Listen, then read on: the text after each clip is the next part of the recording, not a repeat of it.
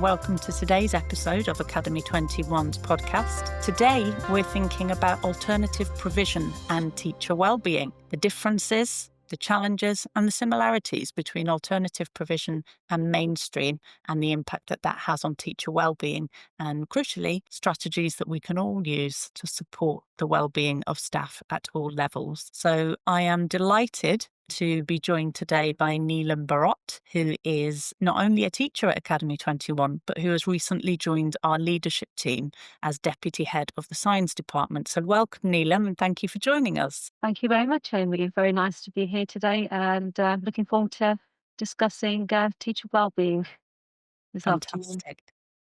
So let's get into it. We know that staff wellbeing is crucial to ensure that teachers and leaders can deliver the very best for their students. And it's really important, isn't it, that wellbeing is also sustainable over time. So we know that working in education as a sector can really take its toll on wellbeing if we don't proactively take measures to support it. And I'm wondering, Neelam, in your experience, but in on-site provisions that you've worked in and also here online at Academy21, what have you found to be the most beneficial approaches within the settings where you've worked? Thank you, Amy. I think regardless of whether you're in a physical school or an online school, I don't think there are certain things which are definitely very paramount. One of them is the general ethos of the school. You have to have a very create a very supportive environment for all staff and the students, a very open door policy, lots of communication. Students need to feel they are welcome to come and speak to members of staff, and also staff should be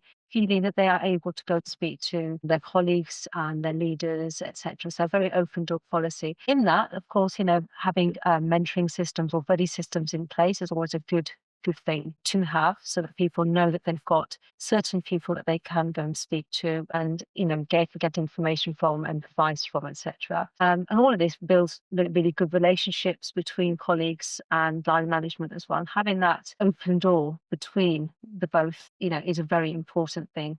As well as that, of course, we have been proactive through either CPD or PL in having mental health awareness in workshops or focus groups, health awareness days as well, maybe awareness days like Helen Gillow Day, etc. You'd be used to having in certain schools, and even raising those kind of bits of awareness in the classroom itself, and talking to our colleagues, having maybe extracurricular activities or mindfulness, relaxation.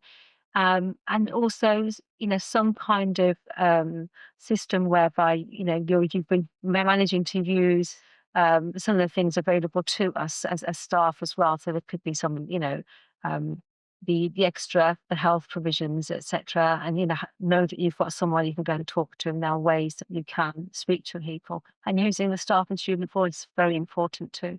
Make sure that people are heard. Absolutely. I think I picked up on a couple of things in your answer there, Neelam, that struck a chord in particular. I think that sense of connection and belonging is so important. And I say that coming from my experience of on-site education as well as online, but that sense that you are connected to something bigger, that you are part of a team and you have colleagues and buddies, as you quite rightly said. We do have those at Academy21 who you're able to reach out and talk to when needed. And that sense of collaboration and open dialogue between colleagues at all levels, so colleague to colleague, teacher to teacher, line manager to team, but that the communication around our day-to-day is important, but the communication around how we are as humans and how we are as professionals is so important, to be able to share openly and honestly with each other to really foster that sense of belonging. It's not unlike our provision for students in that regard. In particular, I think in AP, where most of us are sat in a room at home, maybe, and I'm lucky enough, I have people around me most of the time in the same houses. I have a call centre in my house sometimes. Some people are living alone, and we need to realise that we're not an island. There are people out there in the same school, and we're on teams constantly, making sure that we are supported and we are supporting as well. So it's very important. Yeah, you're absolutely right. And for our colleagues in on-site education, I think sometimes the busyness of the school day can sometimes mean that there is an opportunity to leave your classroom and head to the staff room for a cup of tea with colleagues. But I think it's building in the conscious effort Mm, for meeting up face to face, meeting up in person, having a telephone call where you're both visible on the screen. So there's a human connection behind it. And I do think that it's, making the conscious effort and time to do that is a real investment in our well-being as education staff. absolutely, Now, 100%. Neelam, I mentioned at the beginning of the podcast, you've joined our senior team earlier this year.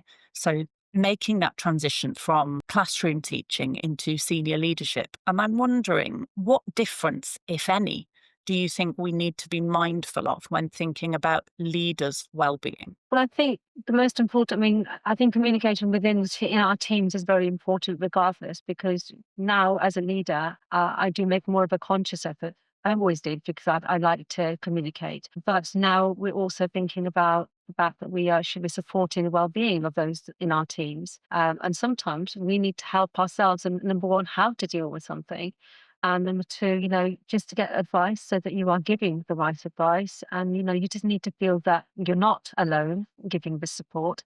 There is somebody behind you. There's in front someone that you can talk to, someone that you can get that advice from, or just stand up with, just say, I don't understand this. I'm feeling overwhelmed. There's just too much going on, maybe. Because, it's a steep learning curve. We live and we learn always, every day is a different lesson. And so we always need to make sure that we are feeling the support ourselves so that we are able then to do what we can to enable our teams as well. Because, we all have to start somewhere.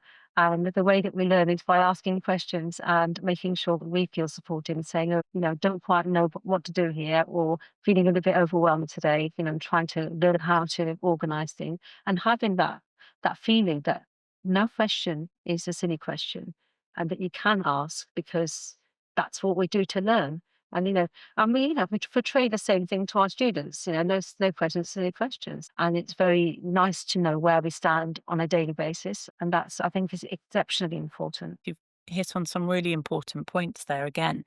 I think that sense of leadership within a school, having vulnerability, being able, there's a lot of power in vulnerability, being able to share with your senior team or just with a colleague in senior team that I've got this particular dilemma, I'm not sure where to go with it. Just being able, like you said, to have that dialogue with a colleague so that you don't feel alone in solving the difficulty. And crucially for me, something I've always tried to maintain in my teams across many headships over the last 10 years or so is an ethos of it's okay to make a mistake. We all try our best. We all have students at the centre of our decisions. That's a non-negotiable. That's a standard. And sometimes things still don't go to plan. Having an ethos where it's okay to make a mistake, where you can come to your line manager, your head teacher, your head of subject, whatever that looks like for you, and being able to really reflect on the elements that perhaps didn't go quite so well and get some coaching and guidance and sometimes mentoring in terms of what might be better to try next time. I think having that safety culture where it's okay to make mistakes because actually we can learn from that as a team, that is crucial to leaders feeling supported. And as you are in this process at the moment, I'm sure you can identify with this, but it's crucial to new leaders as well. Because as you say, everybody needs to learn.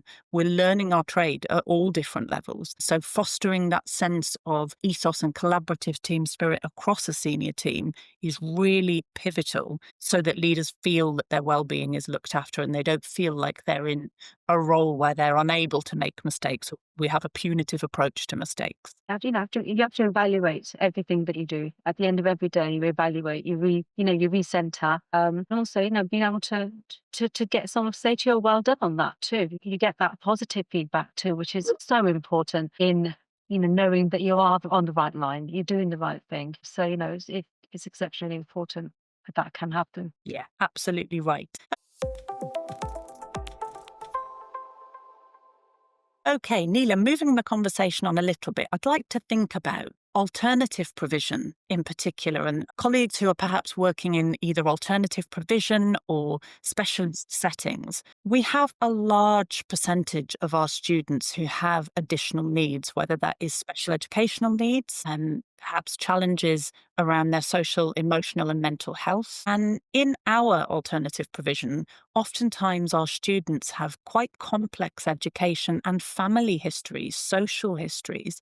And this carries, from my perspective, it carries an additional dimension when you're a teacher and a leader working in an alternative provision. So, for the benefit of our listeners, I'm wondering if you can explain why you think that is and what your thoughts are on the most effective ways to support colleagues specifically who work in alternative provision. That this is one that I think is quite close to me now. I've been with AP now for 1.5 years out of my 32 odd years of teaching. And I have found it's a massive difference. But I have also I've been surprised by my personal the way I've taken it all on, because I've really grown into role and started to understand the dilemmas that students do come with in the classroom, very, very different for them. And when they come to us, they often come with, lots of experience of bad experiences, anxieties maybe around attendance, going into school, lots of prior baggage, emotional baggage sometimes, that they're bringing with them. And sometimes they've been at the hands or seeing many different agencies as well. So people having meetings about them, and maybe they've been excluded or suspended at some point in their time, or they've just had anxiety around being at school,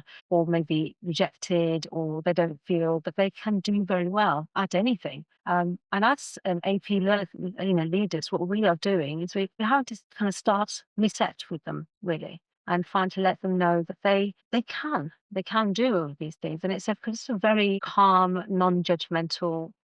Trauma we've considered in all of our understanding of what we're doing is very relational teaching as well. So we are taking all of that and we're trying to reset with these students and giving them a safe space, really, somewhere they can reset, somewhere that they know they can try to progress without any judgment whatsoever. And of course, all of this takes lots and lots of planning on our behalf. We have to think about it. We have to be trained on it. We have, at Academy21, we have lots of PL time where we are learning about the experiences of these students as well. And we have lots of, in the beginning of the year especially, we make sure that we are doing our safeguarding training, etc. So we understand the backgrounds that some of these students can have when they come to us.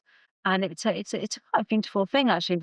It's a lovely way to be able to be with them. However, we need that training. We need that planning. All of this comes from the PL time that we have. It comes from supportive times with our line management, way that we are able to discuss what we need to have. And we have our focus groups sometimes as well. And we have our spaces that we can actually discuss issues, of course, non-judgmentally, and also, always anonymously with people. And it can take effect on us as well, and you can come away sometimes from a classroom thinking, I've just, that's kind of hit me a little bit today. Or even students say something nice sometimes, they come away a bit teary with that as well, to be fair. So we have to take care of ourselves. And that's where all of our employee benefits and things that we have in place come in.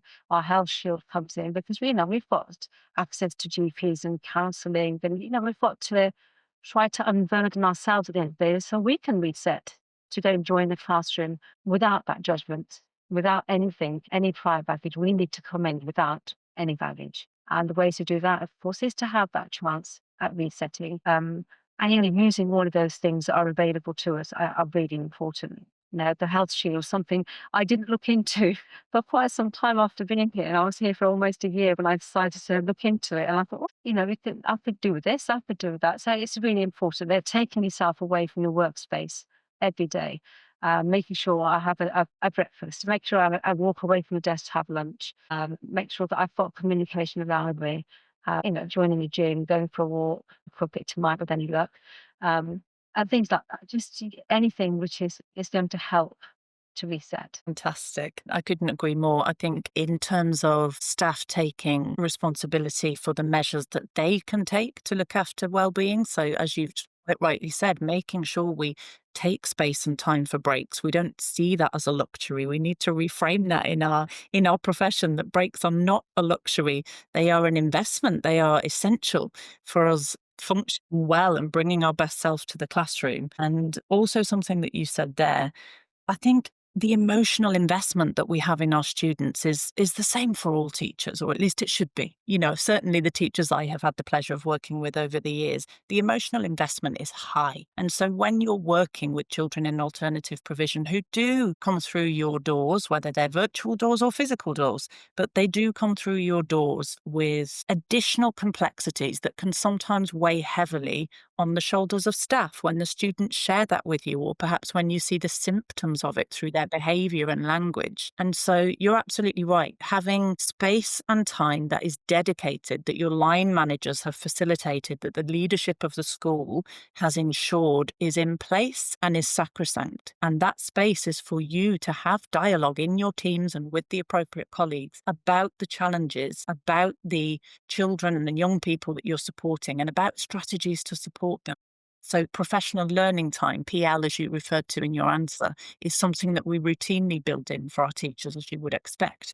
But I think looking at it through a head teacher lens, it's also about not just professional learning that is from a PowerPoint and delivered by someone with expertise in that particular field, but actually professional learning is also groups of colleagues that have allocated time to meet, to regroup, to talk about their day, to talk about their students, to really be able, in a proactive way, to construct strategies and share wellbeing tips for keeping ourselves healthy and getting the most out of our students without detriment to either of those facets is crucial. So the last question, Neelam, for our podcast today is quite a nice one to wrap up with, really. From your own experience as a teacher, as a leader, and also as a parent, what top tips and strategies do you have that our listeners could perhaps take away from today's episode? Okay. Well, yeah, as I said, I've been teaching, I've done 32 years in a physical classroom, 1.5 years in AP now. And I've been a monk 26 years. I find both jobs incredibly rewarding, very, very fulfilling. I don't think people quite understand teaching the way that teachers can, because it becomes far too familiar to who you are. But it can take, it's both jobs, mum and teacher, can take physical and emotional, it can give us that baggage, can give us that weight. So we need to think about ways that we can look after ourselves, our well-being, to make sure we can carry on giving the way that we do. I'm the same person when I'm at school, I'm at home, have always been. And that's because I like to level with the students. I like to learn from them and adapt to them as well, to what their needs are. But in order to do that, you need to have your well-being in place. You need to understand what you need first. We've always said communication is paramount, in my opinion, always. Never think that you can't ask, because I think asking is the best way to learn. I have a plaque in my room that says, remember, there are no mistakes, only lessons. So we learn every day. And I think, and that's what I did when I first joined AP last year. I made sure that I asked every silly question in the book. And a year later, I'm deputy head of science. So I think there is something in asking questions. You learn fast. But we're always told on a flight, you're told to grab your own oxygen mask first. You need to be able to be capable yourself in order to help support other people around you. And I think that is what my takeaway is from all of this, that, use the systems that we've got. We're not alone. We've got people around us, even if they're not physically around us. We have our teams. We have all that we've been, we've got our health shield, we've got our HR, we've got all of these things. They're there for us to use. And we should think about the fact that we are in a community and we need to be using that so that we are in a good place to be able to support the students that we need to support, because, there's no point us not having an oxygen mask on when we're trying to help. I think that's a really powerful metaphor to use, Neelam. And certainly it loops right back round to the beginning of our conversation. I think, if you're a teacher, it's creating a classroom ethos that allows for that sharing and allows for that vulnerability so that well-being is supported. If you're a middle leader, if you're a department head or a subject lead or a year group lead, creating a team ethos where that's common practice and low stakes. So if you make mistakes, you'll be supported to identify them and rectify them. And then at a senior level, I think, staff wellbeing is something that is a given, should be on our agendas. We should be talking about it. We should proactively be taking measures to support well-being, not just reactive measures when we feel that we're at particular pinch points with how staff are feeling. Because actually, if we get to that stage as leaders, I would argue that we haven't done the proactive work well enough in the first place. So again, learning from our mistakes and making sure we take all measures to address it. It's been really interesting talking to you about this topic today, Neelam, and I know the issue of teacher wellbeing can be quite a thorny one to get to the crux of, but I'm really delighted that you've been able to share your insights both as a teacher and as a leader. And I hope, for the benefit of our listeners, that they found today's podcast useful, and that crucially they've got some top tips and strategies that they really resonate with, and that they can go out into the world in whatever settings they're working in and use and implement effectively. So thanks, Neelam. Thank you very much indeed. It's been very good. Thank you. Take care. Bye-bye. Thanks for listening to the Alternative Provision podcast with Academy21. Academy21 provides DFE accredited online provision for students in years 5 to 11 with live lessons and expert teachers. Our trauma-informed approach enables students to overcome barriers to learning and thrive in and outside the classroom. For more, visit academy21.co.uk.